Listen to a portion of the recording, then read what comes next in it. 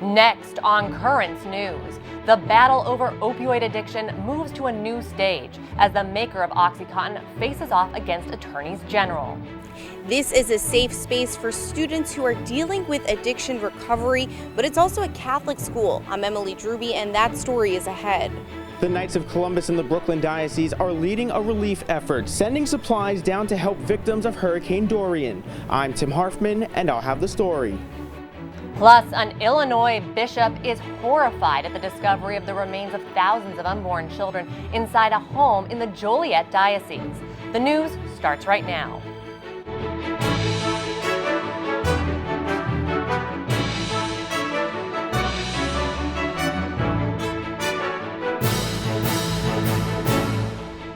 Good evening, I'm Tamara Lane. America is in the grips of a widespread addiction crisis. Tonight, there's a new death connected to vaping, and the maker of Oxycontin is under fire for fueling the opioid epidemic. Nadia Romero reports the latest on Purdue Pharma's day in court. The opioid crisis spans every corner of the country, catching the attention of the president. We're also aggressively combating the opioid epidemic. Last year, we saw the first nationwide decline in drug overdose deaths, and it was a very big decline. More than 2,000 state, local, and Native American governments have filed lawsuits against Purdue Pharma, the manufacturer of Oxycontin and other opioid companies. Purdue Pharma, which denies any wrongdoing, is now in bankruptcy court. It's planning to set aside $10 billion to address the crisis, releasing a statement saying the deal will provide billions of dollars in critical resources to communities across the country trying to cope with the opioid crisis. We will continue to work with state attorneys general and other plaintiff representatives to finalize and implement this agreement as quickly as possible. But some states like Pennsylvania and New York vow not to drop their lawsuits despite the bankruptcy proceedings. You're not going to frighten us. You're not going to intimidate us. You're not going to outlawyer us. We're going to make sure that justice is done. And these drug companies are not going to get away with murder. In Washington, Nadia Romero, Currents News. Now, the news about the latest vaping death, the 7th nationwide. A 40-year-old man in California has died from complications linked to e-cigarettes. On top of the deaths, health experts are scrambling to identify the causes of 380 cases of lung illnesses that are being reported in 36 states. All are associated with vaping. The Emergency Operations Center at the country's top health agency is being activated to meet the vaping crisis. The Centers of Disease Control is saying tonight that its major priority is to find out what's causing the outbreak of e-cigarette related injuries and deaths. By activating the Emergency Operations Center, the CDC is able to provide additional support to staff working to protect our nation from the serious health threat. Stay with us, Currents News. Emily Druby is moments away with an exclusive report. It's about new help for young people battling addictions. A Catholic diocese is creating something that's never been done before. That story is still ahead in this newscast. Now for the latest on what caring Catholics in the Brooklyn diocese are doing to help out people slammed by Hurricane Dorian. Bishop DiMarzio is mobilizing a fundraising campaign to get cash to the Catholics in the Bahamas. And Brooklyn Knights of Columbus are mounting a drive to help out those along the U.S. coast who are flooded out by the storm. Currents News' Tim Harfman reports on that effort. The Knights of Columbus in Brooklyn are on an urgent mission. They're putting together relief packages of goods for the people hit by Hurricane Dorian. If we could give them a little relief, it's worth $1 million. What's needed most right now are non-perishable foods, diapers, toiletries, and cleaning products. The Knights from St. Finbar and Most Precious Blood churches in Bath Beach, Brooklyn are collecting the supplies and will truck them over 500 miles to North Carolina. Dorian slammed into the state 2 weeks ago, dumping a lot of rain that caused flooding on the outer banks. They were getting people off the island by boat and by helicopters. Now, once again, the Knights are putting their faith into action. Father Michael Gelfand is a Knights of Columbus chaplain and the pastor of St. Finbar Church. We focus on men's spirituality in the Catholic Church, so it's an opportunity for them to pray, to comfort and console When they go down there, they meet their brother knights who are suffering and families, but also there's a bonding moment. I mean, they're doing it as a band of brothers. The Brooklyn Knights led the same sort of drive last year when Hurricane Florence slammed the Carolinas. The relief effort was eye-opening, even for those New Yorkers who lived through Hurricane Sandy. They were hit a lot harder than we were. I mean, you had houses that were completely submerged. And when we arrived in New Bern, they were down to 1 case of water and a roll of paper towels. Now coming to the rescue again, the Knights are supplying items that are needed so much, and the team is looking for more. The more the merrier. That's my goal. You can drop off donations at St. Finbar Church, located at 138 Bay 20th Street in Brooklyn. The gifts are being accepted through Sunday, September 22nd. In Bath Beach, Brooklyn, Tim Harfman, Currents News. The Bishop of Brooklyn, Nicholas DiMarzio, is also asking for donations for the victims of Hurricane Dorian. He is requesting that every parish in the diocese take up a voluntary monetary collection next weekend, September 21st. All donations collected will be sent to the Archdiocese of Nassau. If you'd like to make a donation directly to the diocese, you can make checks payable to the Compostela Fund and write Bahamas in the memo section. The mailing address for those checks is Compostela Fund, 310 Prospect Park West in Brooklyn. Zip code 11215. The address is also listed on the tablet.org. Updating the story about the deadly discovery of thousands of unborn children in the Illinois home of an abortion doctor. The abortionist died about a week ago, and then the remains were found. Now, the Bishop of Joliet, Daniel Conlon, is directing church officials to assure that the children are laid to rest with dignity. He's also released a statement saying, "I was horrified to learn about the discovery of the remains of over 2,000 unborn children at the home of deceased abortionists. Sadly, such an atrocious offense is an unavoidable consequence to treating life in the womb as non-human persons." Cardinal George Pell is appealing his conviction on child sex abuse allegations to Australia's highest court. His legal team filed the required papers this morning. The former Archbishop of Melbourne is currently in custody and faces a 6-year prison term if the court does not overturn the guilty verdict. The countdown is underway tonight for that big meeting Pope Francis is calling about the Amazon. He's summoning church leaders to the Vatican for a synod that could become controversial. National correspondent for The Tablet and Crux, Christopher White, joins us now. Christopher, thanks for being with us. Good to be with you, Tamara. So we're less than a month away from this synod. What can we expect? Well, yes, the countdown is on, but in a sense, before Rome has focused on the Amazon, the entire world has started focusing on it. We've seen it over the summer and in recent months with the fires, and that's certainly one element of this synod. The Pope is saying, look, there's an entire region of the world that provides so much of the world's oxygen that we depend on, and there are a lot of Catholics there, and we need to focus on how to care for them and the land that they live on. And so that's what Pope Francis is hoping to say, to put front and center for the entire world to sort of shine a spotlight on. Now, the hot topic that everyone's talking about has been married priests. It's causing some controversy, but is this the Pope's major concern? Well, the Pope himself has said his major concern is evangelization. He wants to talk about how we can care for Catholics in the region, and married priests comes up in that discussion because there are certain remote areas that, only see a priest, once or twice a year, so they're so far away. And so he wants to have a discussion about possibly ordaining older married men in these regions to sort of provide sacraments to these people. But all of that for the Pope is in service sort of to the greater good of caring for the physical and pastoral needs of Catholics in the region. So how do we meet their spiritual needs? How do we also care for the land in which they live on so they have a future for their kids and families to sort of grow up on? Are there any other ways that this may be different from the previous synods, the previous 3 synods in Francis's papacy? Yeah, so every synod up to this point has focused on a particular sort of theme that the universal church is sort of facing. So questions of marriage, family, young people. This is now focused focusing on a specific region. So that's how it's going to sort of differ sort of topically or thematically. And it's important to remember that it's only going to be representatives from that region that are coming to Rome to address this topic. Now, the Pope is inviting the entire church to care for that, but it's only going to be representatives from that region. That being the case, they're going to come in pretty united. They're pretty much in agreement about what they need. So if there's opposition, it's going to be from outside of the room rather than inside of the room where it all is happening. Wonderful. Well, we look forward to your updates. Thanks, Christopher Tamara. White, national correspondent for the Tablet and Crux. Thanks so much for being with us. Thank you.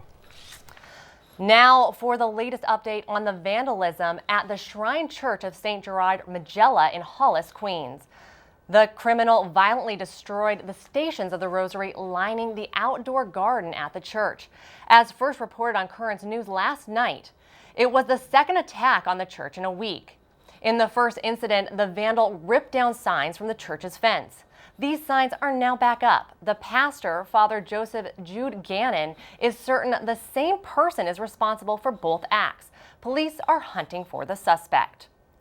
And the NYPD is asking for the public's help in identifying and catching the church vandal. Anyone with information should contact Crime Stoppers at 800-577-TIPS.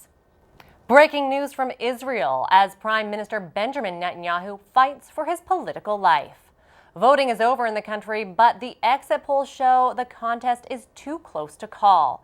Netanyahu is facing off against Benny Gantz, who had been the country's defense chief. This is Israel's second election in 5 months. Netanyahu came out ahead the first time, but couldn't put together a governing coalition. There's a lot more news headed your way, including a Current News exclusive you won't want to miss. The first faith-based addiction recovery high school in the nation has opened here in Pennsylvania. I'm Emily Druby, and that is ahead. Bishops from Latin America are on a mission, but not before they stop in and see Pope Francis. And a new study shows that Hispanic Christians are fiercely pro-life. Why are they such staunch supporters of the unborn?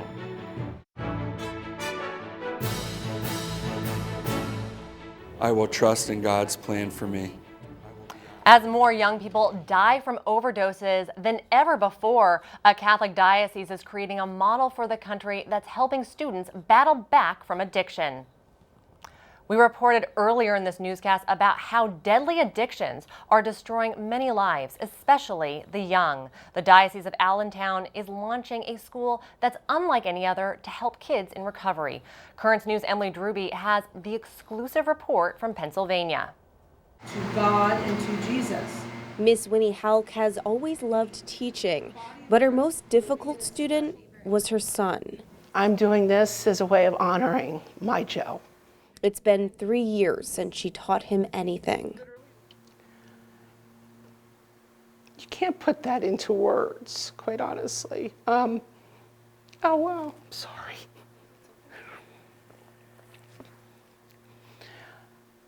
I think about him every day. Joe died from an overdose. He was only 24 years old. Winnie wishes he could have gone to a school like this one, but now because he doesn't, she does. The Diocese of Allentown just opened Colby Academy, the nation's first Catholic recovery high school, helping students stay sober. The school asked us not to show the faces of their students, but all the staff and teachers who walk the halls are like Winnie, choosing to teach here because of their own brushes with addiction. We all want to be here. We all have personal stories, and it shows. Like board member Linda Johnson, whose son struggled with addiction for years, undergoing treatment 19 times before becoming sober. There was a moment in time where when I went to bed at night, my thought was he was going to die and I was going to wake up and I was going to get that news. When I woke up in the morning, my first thought was, okay, that didn't happen, but it's going to happen sometime today. In 2017, Pennsylvania had the third highest rate of drug overdose deaths in the country, and across the nation, over 70,000 people died.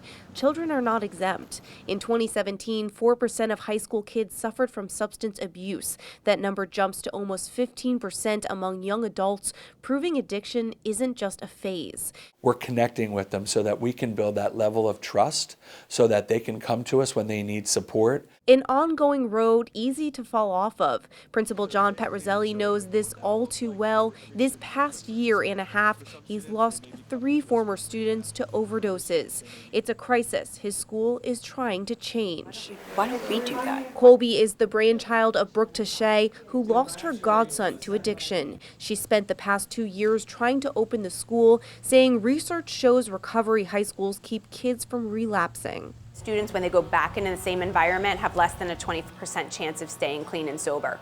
But when they go into a recovery high school model, those rates of success go to over 85%. Taché says Colby takes that model a step further, adding faith, a key component in many people's recovery journey. Addicts in long-term recovery, they attribute their success to their faith. Faith, recovery, and well-being written into the curriculum, but also the fabric of the school. I will trust in God's plan for me. Named after St. Maximilian Kolbe, the patron saint of people struggling with addiction, the academy costs $15,000 a year and is open to students who are at least 30 days sober. Hosting social circles where they can make new sober friends, the school also providing them with daily counseling and the support needed to stay clean. This is not something they chose to do. My son didn't choose it. They didn't choose it. It happened to them. They're smart. They're great kids. They're funny kids, and they need people who understand them, who respect them. Recovery, success, and transformation fueled by love, support, and respect. With the opioid crisis raging in America, the Allentown Diocese hopes Colby can be a model for other faith communities. In Bethlehem, Pennsylvania, Emily Druby, Currents News. Pope Francis held an important meeting with the top bishops of Latin America. The Holy Father welcoming the leaders of the Bishops' Conference to the Vatican. Francis listened as the bishops brought him up to date on the needs and great challenges of the church in Latin America. In this country, a new study is finding that a majority of Hispanic Catholics and Protestants are strong supporters of the sanctity of life. The data from the Public Religion Research Institute shows that 52% of Hispanic Catholics identify themselves as pro-life. That compares with 42% of white Catholics. J.D. Long Garcia is a senior editor at the Jesuit America magazine, and he joins us now from Arizona. J.D., thank you for being with us. My pleasure. You've studied this issue. According to the research, Hispanic Christians are the only ethnicity where more than half say that abortion should be illegal in all or most cases. Why are they such staunch supporters of the unborn? If you look at the cultural values and the way that Latinos tend to live out their faith, it's much more public. You could think maybe about the way that Hispanics have public processions. At my favorite taco shop here in Arizona, there's an image of Our Lady of Guadalupe on the outside. So what does Our Lady of Guadalupe have to do with tacos? And it's just everything. She has everything to do with tacos because she has everything to do with our life, and so does God. So I think that there's this intersection of a faith, of life, of family that's all together in the Latino culture, and that we often separate in American culture. Well, you also described the political dilemma facing Hispanics. They perceive the Republican Party to be pro-life but anti-immigrant, while they see the Democrats as the reverse. How are Hispanic Catholics likely to vote in 2020? I think that it's going to be different from every individual Latino, of course, every different Hispanic, and that even within that broad umbrella of Hispanics, we have certain people from certain countries that tend to be more conservative, and some that seem to be more liberal, depending on the country of origin. So that's a huge question. I think that what we're finding, though, as Hispanic Catholics, like all Catholics, are not finding all of our values represented in the political landscape. So Republicans don't have it all, and neither do Democrats. So I think that what this dilemma presents to us is a challenge to all Catholics, including Latino Catholics, to try to advocate for more Catholic values in the public square. Let's talk about another hot topic in the election. What are Hispanic Catholics saying about immigration at a time when the White House is trying to block many newcomers from entering the country? Yeah, the people that I spoke with that are very much pro-life advocates are having a hard time with that. So they see in the president someone who has put forward a lot of pro-life legislation, and even as far as the Supreme Court, that's another huge consideration for them when they're They're very much on the pro-life side. At the same time, they have a hard time with a lot of the what they view as immigration crackdowns coming from the administration. So that puts them in a very difficult place. Older Hispanic Catholics tend to be pro-life, but their college-educated children are less so. Is there a generational change going on in the Hispanic community? You know, I think that when we look at the age difference, I think that it's important to also remember that that's reflective of different generations of immigrants, right? So like the first generation immigrants might tend to be older.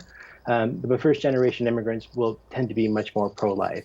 So second and third generation immigrants or Latinos are going to be less pro-life, largely in part because of enculturation. Unfortunately, as a country, we tend to be, again, more individualistic, and I think that leads to a more pro-choice mindset. And I think that that's an implication, as an indictment of our culture in the United States. What they're bringing with them to this country is it's a worldview that's much more, that recognizes human dignity in all aspects, where I think that's something that we need to work on in the United States much more.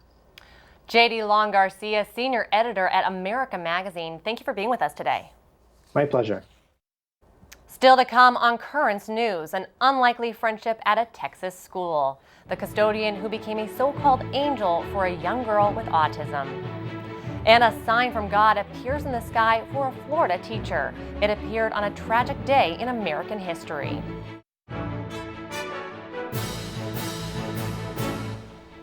A mother in Alvin, Texas is especially grateful tonight after a custodian comforted her daughter with autism who was having a tough time in school. She says every campus should be so lucky to have their own angel. Charlie Edsity has the story from Texas. The world can be an overwhelming place for those living with autism. But amidst the chaos, moments of comfort found in friendships like this one. I love Miss Esther because you are very kind of me. Kenley is a 4th grader and Miss Esther is a custodian at Passmore Elementary.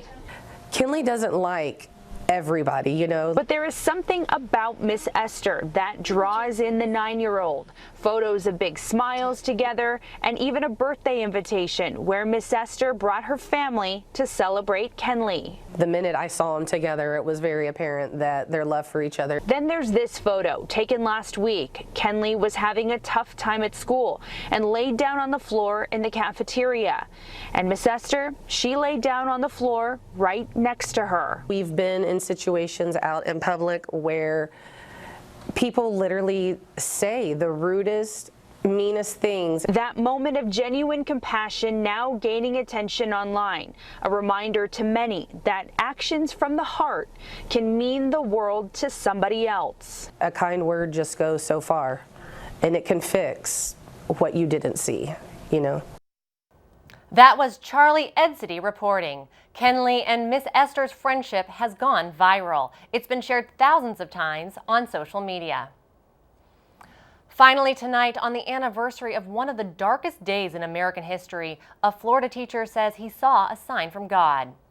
Matt Snow captured this amazing scene last week on the anniversary of 9/11. He posted it to Facebook asking viewers, "Doesn't it look like a firefighter running with a hose and an angel with the sun perfectly behind it?" Well, apparently people agreed because this post also went viral, being liked thousands of times. Snow says he merely hopes the photo reminds us that God is in control. He has a plan and we have to trust him even in our darkest days. That is Currents News. I'm Tamara Lane. Thank you for joining us because we are putting your faith in the news. Hope to see you again next time.